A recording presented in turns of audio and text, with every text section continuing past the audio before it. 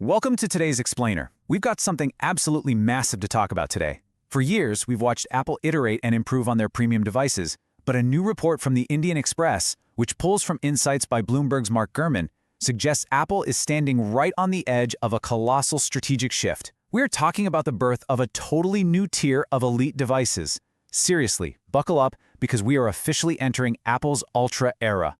You know, for the longest time, the ultimate question for power users was always just, well, should I get the Pro model? But looking at the wild rumors swirling around their upcoming lineup, I want you to ask yourself a different question.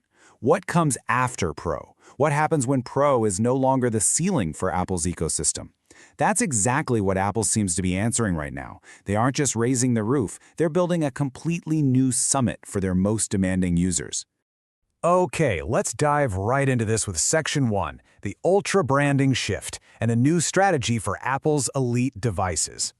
According to the reporting, Apple isn't just slapping a new marketing word onto an existing phone line. They are taking this Ultra label and really running with it. Everyone in the tech space has been holding their breath for an iPhone Fold. We kind of just expected it to be named exactly that, right? Treating it like a quirky, standalone form factor. But the reported reality? It's the iPhone Ultra. This naming pivot, which is reportedly a huge priority for next CEO John Ternus, completely flips the psychological positioning. It's not just a phone that happens to fold, it is the ultimate top-of-the-line iPhone. Moving right along to Section 2, the foldable iPhone Ultra, sitting above the Pro lineup.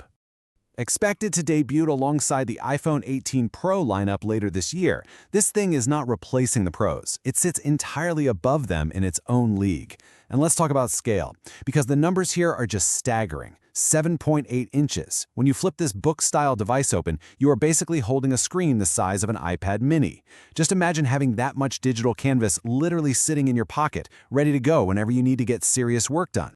Of course, you're not going to want to pry the device open for every single quick text or notification, right? So when it's folded shut, it'll reportedly rock a 5.3-inch cover screen. That smaller display becomes your daily driver for quick tasks, checking emails, taking calls, all without needing to reveal that massive 7.8-inch inner beast. But look, building a foldable is notoriously tough, and Apple is famous for waiting until they can get the hardware absolutely perfect. According to the source, Apple's engineers are hyper-focused on two massive hurdles.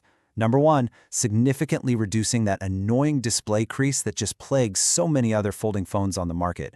And number two, improving overall durability, so the hinge and that flexible screen can actually survive years of you opening and closing it.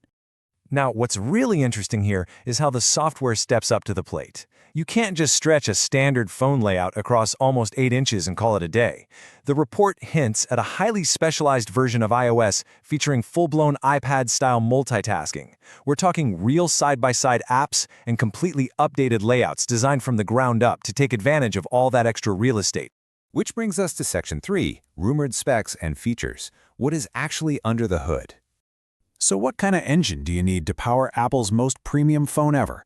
At the heart of the whole operation, the report points straight to the A20 Pro chip. This powerhouse piece of silicon is what's going to ensure those side-by-side apps and massive pixel-dense displays perform flawlessly. No stuttering, no lag, just pure speed.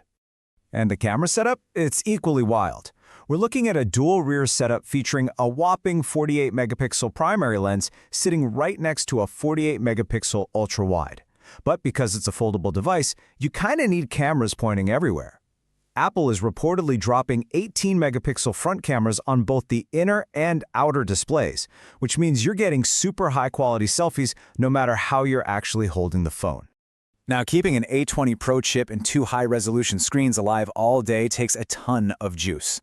The iPhone Ultra is expected to pack a massive 5,500 milliamp-hour battery. To put that into perspective, that is a huge leap in capacity. Absolutely vital to keep the lights on, though, you know? You might need to hit the gym just to carry this thing around comfortably. Rounding out the physical specs, expect incredibly premium build materials. Think titanium and aluminum. But get this, interestingly, the report notes a shift away from Face ID for this model, instead integrating Touch ID directly into the side frame. And to keep your data flowing, it's expected to utilize Apple's own C2 modem chip, finally marking their long-awaited independence from Qualcomm. All right, let's shift gears to Section 4, the OLED MacBook Ultra, or as we like to call it, the one more thing. Because the rumors do not stop with the iPhone. The Ultra branding is leaping over to the Mac ecosystem. Yes, you heard me right, this new MacBook Ultra will reportedly feature an OLED touchscreen. A touchscreen Mac has been the ultimate white whale for years. I mean, Steve Jobs famously promised Apple would never make one, but it looks like it's finally happening under this new Ultra banner, serving as a wildly advanced, significantly more expensive option compared to the current Pro lineup. If we peek at the supply chain chatter, Samsung Display has supposedly been tapped to manufacture these incredibly advanced OLED panels. The laptops are expected to land in the familiar 14-inch and 16-inch sizes, with production reportedly kicking off later this very year.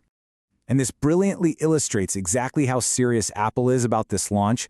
Initial shipments could potentially hit 2 million units by the end of the year. That is an absolutely massive production run for a brand new, highly expensive class of laptop. They are betting the house on the Ultra. Let's zoom out a bit for Section 5, Apple's new top tier, creating an unmistakable premium ecosystem. If we step back from the individual specs for a second, we can clearly see the grandmaster plan John Ternus is executing here. It's like a giant puzzle coming together.